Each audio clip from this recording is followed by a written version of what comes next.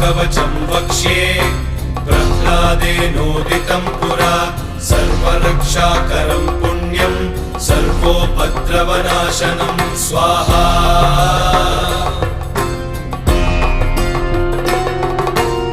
सर्वसम्पत्करं चैव स्वर्गमोक्षप्रदायकम् ध्यात्वा नृसिंहं देवेशं हेमसिंहासनस्थितं स्वाहा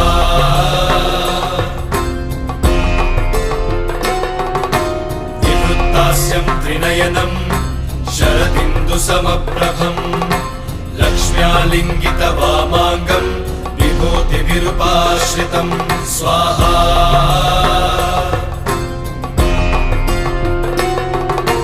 चतुर्भुजं कोमलाङ्गं